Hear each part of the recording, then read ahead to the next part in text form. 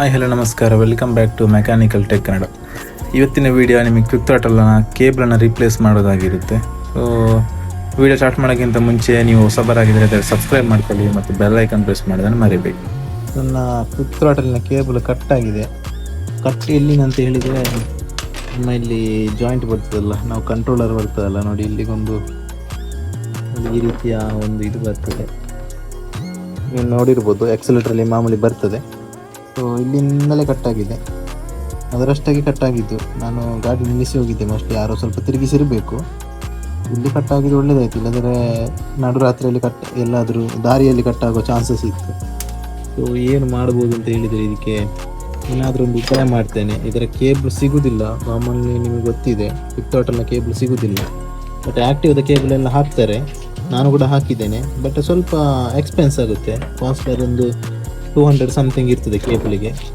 ಅದನ್ನು ಕಟ್ ಮಾಡಿ ಅದು ಕೂಡ ಡೈರೆಕ್ಟ್ ಸೆಟ್ ಆಗೋದಿಲ್ಲ, ಸ್ವಲ್ಪ ವೆಲ್ಡಿಂಗ್ ಎಲ್ಲ ಮಾಡಬೇಕಾಗ್ತದೆ.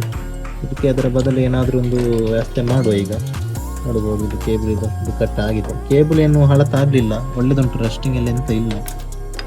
ಆದರೂ ಕೂಡ ಅದು ಇದ್ರ ಜಾಯಿಂಟ್ ಸ್ವಲ್ಪ ವೀಕ್ ಇತ್ತೇನೋ, ಅದಕ್ಕೆ ಕಟ್ ಆಗಿದೆ. ಅದಕ್ಕೆ ಇನ್ನರನ್ನು ಚೇಂಜ್ ಮಾಡಿ ಬಂದಿದ್ದೇನೆ. ಕೇಬಲ್ ಉಂಟಲ್ಲ, ಊಟ್ರ ಕೇಬಲ್ ಉಂಟು, ಇನ್ನರ್ ನಮ್ಮದು ಕಟ್ ಆಗಿರೋದು.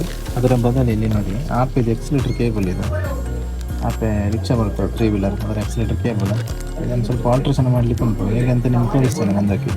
ಅಲ್ಲಿ ನಮ್ಮ ಕೇಬಲ್ನ ಅದು ಕಟ್ ಆಗಿದೆ ಅಲ್ಲ, ಸೊ ಅದಕ್ಕೆ ನೋಡಿ ಇಂಥ ಒಂದು ಎಕ್ಸೆಲ್ನ ನಾಬನ್ನು ಯೂಸ್ ಮಾಡ್ತಿದ್ದೇವೆ.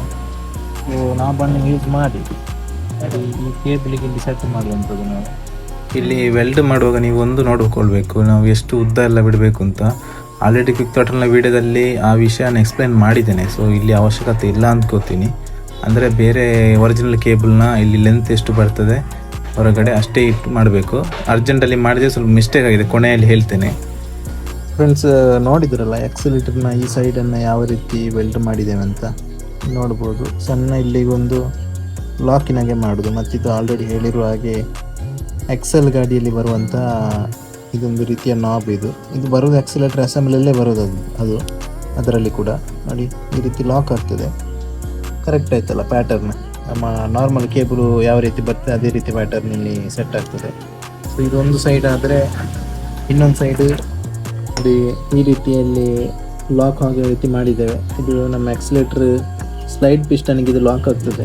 ಅದು ಹೇಗೆಂತ ಸೆಟ್ ಮಾಡುವಾಗ ಗೊತ್ತಾಗ್ತದೆ ನಿಮಗೆ. ನೀವು ನಾರ್ಮಲ್ ಕೇಬಲಲ್ಲಿ ನೋಡಿರ್ಬೋದು, ಇದೇ ರೀತಿಯ ಪ್ಯಾಟರ್ನ್ ಇರ್ತದೆ. ಮತ್ತು ಇಲ್ಲಿ ನೋಡ್ಬೋದು ಯಾವ ರೀತಿ ಸೆಟ್ ಆಗಿದೆ ಅಂತ, ನೀಟಾಗಿದೆ. ಒರಿಜಿನಲ್ ಯಾವ ರೀತಿ ಬಂದಿದೆ ಅದೇ ರೀತಿ ಸೆಟ್ ಆಗ್ತದೆ ಇದು. ಮತ್ತು ಇಲ್ಲಿ ನಾನು ತೋರಿಸ್ತೇನೆ ಈಗ ಎಂತ ಸೊಳ್ಳೆ ಮಾರು ಸಂಜೆ ಇಲ್ಲಿ ತೋರಿಸ್ತೇನೆ ನಿಮಗೆ. ಸ್ಪ್ರಿಂಗ್ ಎಲ್ಲ ಹಾಕಿ ಅಲ್ಲಿ ಕೆಲಸ ಮಾಡುವಾಗ ವೀಡಿಯೋನ ಕ್ಲಿಪ್ಪೆಲ್ಲ ಮಾಡಲಿಕ್ಕೆ ಆಗಲಿಲ್ಲ. ಪಾಪ ಅವರು ಕ್ಲೋಸ್ ಮಾಡೋ ಟೈಮಿಗೆ ನಾನು ಹೋಗಿದ್ದು. ನನಗೂ ಕ್ಲೋಸ್ ಮಾಡೋ ಟೈಮಿಗೆ ಈ ಪ್ರಾಬ್ಲಮ್ಮು ಕಟ್ ಆಗಿದೆ ಅಂತ ಗೊತ್ತಾಗಿದೆ ಅಷ್ಟೇ. ಅದಕ್ಕೆ ಏನೋ ಮಾಡಿಕೊಟ್ರು, ನಾನು ರೆಗ್ಯುಲರಲ್ಲಿ ಹೋಗ್ತಾ ಇರ್ತೇನೆ, ಹಾಗೆ ಬೇಗ ಮಾಡಿಕೊಟ್ರು ಅವರು. ಫಿಟ್ಟಿಂಗ್ ಎಲ್ಲ ಕಂಪ್ಲೀಟ್ ಆಗಿದೆ, ಕೇಬಲ್ ಎಲ್ಲ ಹಾಕಿದ್ದೇನೆ. ನೋಡ್ತಾ ಇರ್ಬೋದು, ಫಿಟ್ಟಿಂಗ್ಸ್ ಎಲ್ಲ ಮಾಮೂಲಿ ಹೇಗೆ ಒರಿಜಿನಲ್ ಹೇಗೆ ಬರ್ತದೆ ಅದೇ ರೀತಿ ಫಿಟ್ಟಿಂಗ್ ಇದೆ. ಬಟ್ ಈ ಸ್ವಲ್ಪ ಒಂದು ಪ್ಲೇ ಎಕ್ಸ್ಟ್ರಾ ಉಂಟು. ಇದು ನನಗೇನು ಪ್ರಾಬ್ಲಮ್ ಇಲ್ಲ, ಯಾಕಂತ ಹೇಳಿದರೆ ಸ್ವಲ್ಪ ಅಲ್ಲಿ ವೆಲ್ಡ್ ಮಾಡುವಾಗ ಸ್ವಲ್ಪ ಕೇಬಲ್ ಉದ್ದ ಹೆಚ್ಚಾಗಿದೆ ಇಟ್ಟದು. ಉದ್ದ ಹೆಚ್ಚಾದರೆ ಪ್ರಾಬ್ಲಮ್ ಇಲ್ಲ, ಬಟ್ ಶಾರ್ಟ್ ಆದರೆ ಪ್ರಾಬ್ಲಮ್ ಇರ್ತದೆ. ಶಾರ್ಟ್ ಆದರೆ ಗಾಡಿ ರೈಸ್ ಆಗ್ತಾ ಇರ್ತದೆ. ಸೊ ಇದು ಸ್ವಲ್ಪ ನೋಡಿ ಇಷ್ಟು ಪ್ಲೇ ಉಂಟು, ನನಗೇನು ಪ್ರಾಬ್ಲಮ್ ಇಲ್ಲ, ಅಡ್ಜಸ್ಟ್ ಮಾಡ್ಬೋದು ಇದನ್ನು ಸ್ವಲ್ಪ.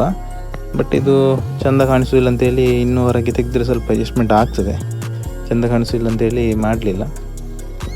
ಸೊ ಇಲ್ಲಿಗೆ ನಮ್ಮ ಕೇಬಲ್ನ ಕೆಲಸ ಕಂಪ್ಲೀಟ್ ಆಗಿದೆ. ಒಂದ್ಸಲ ಸ್ಟಾರ್ಟ್ ಮಾಡಿ ತೋರಿಸ್ತೇನೆ.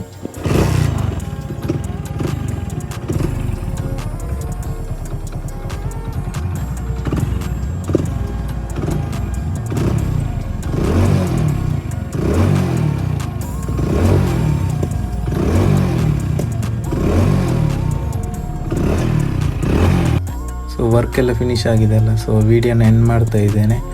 ಇದೇ ರೀತಿಯ ಬೇರೆ ಬೇರೆ ವಿಡಿಯೋಗಳಿಗಾಗಿ ನಮ್ಮ ಚಾನಲನ್ನು ಸಬ್ಸ್ಕ್ರೈಬ್ ಮಾಡ್ಕೊಳ್ಳಿ. ವಿಡಿಯೋ ಇಷ್ಟ ಆದರೆ ಲೈಕ್ ಮಾಡಿ, ಶೇರ್ ಮಾಡಿ, ಹಾಗೆಯೇ ಏನೇ ಡೌಟ್ಸ್ ಇದ್ದರೂ ಕಮೆಂಟ್ ಮಾಡಿ. ಸಿಗೋಣ ಮುಂದಿನ ವಿಡಿಯೋದಲ್ಲಿ.